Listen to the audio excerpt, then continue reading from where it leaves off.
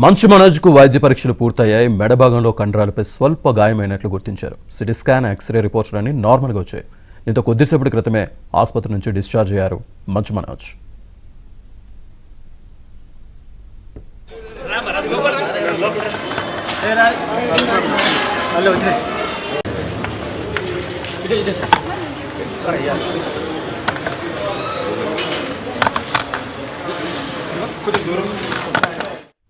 ఇదే అంశానికి సంబంధించి పూర్తి సమాచారాన్ని మా కరెస్పాండెంట్ ప్రవీణ్ అందిస్తారు. ప్రవీణ్, మంచు మనోజ్కి ఇప్పటికే 2 గంటల పాటు వైద్య పరీక్షలు చేయించడం జరిగింది. మరికొద్ది సేపట్లోనే డిశ్చార్జ్ చేసి తనని ఇంటికి పంపించేటువంటి అవకాశం అయితే కనపడుతుంది. ఎందుకంటే కాలుకు అంటే కొంత గాయం కావడం, మరోవైపు కండరాలు నొప్పితోటి బాధపడుతున్నాడు అనేటువంటి అంశాన్ని వైద్యుల దృష్టికి కూడా తీసుకెళ్లడం జరిగింది. మరోవైపు సిటీ స్కాన్ మొత్తం కూడా తీయడం జరిగింది. అనంతరం అతని యొక్క మొత్తం రిపోర్ట్స్ అన్ని కూడా నార్మల్గా రావడంతో అతన్ని డిశ్చార్జ్ చేస్తున్నట్లు ఇప్పటికే వైద్యులు కూడా ప్రకటించినటువంటి పరిస్థితి.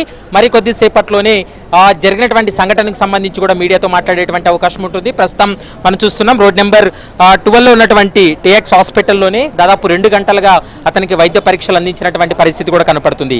అయితే నిన్న సాయంత్రం జరిగినటువంటి గొడవ నేపథ్యంలోనే అతనిపైన విచక్షణ రహితంగా దాడి చేశారు, మంచు మనోజ్ పైన దాడి జరిగిందనేటువంటి అంశానికి సంబంధించి ఇప్పటికే పోలీసులు కూడా కొంత సమాచారాన్ని అందించడం జరిగింది.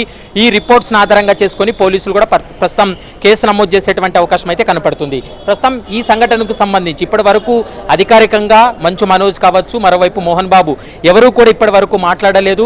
మరి కాసేపట్లోనే ఈ అంశాలన్నిటిపైన కూడా మీడియా ముందు మాట్లాడేటువంటి అవకాశం అయితే కనపడుతుంది. కుడి కాలు కండరం నొప్పితోటి హాస్పిటల్కి వచ్చినటువంటి మంచు మనోజ్కు వైద్య పరీక్షలు కూడా పూర్తి చేయడం జరిగింది.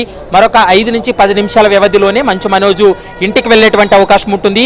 అవసరం అనుకుంటే మరోసారి రేపు ఉదయం మరోసారి హాస్పిటల్కి కూడా వచ్చేటువంటి అవకాశం అయితే స్పష్టంగా కనపడుతుంది.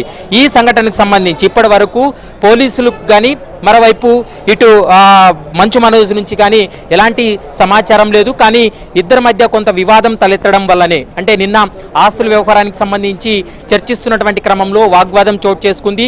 దీంతో అక్కడ మోహన్ బాబుకు సంబంధించినటువంటి అనుచరులు వినయ్ అనేటువంటి వ్యక్తితో పాటు మరికొంతమంది మనోజ్ పైన విచక్షణారహితంగా దాడి చేశారనేటువంటి వార్త ఇప్పుడు సంచలనం రేకెత్తిస్తుంది.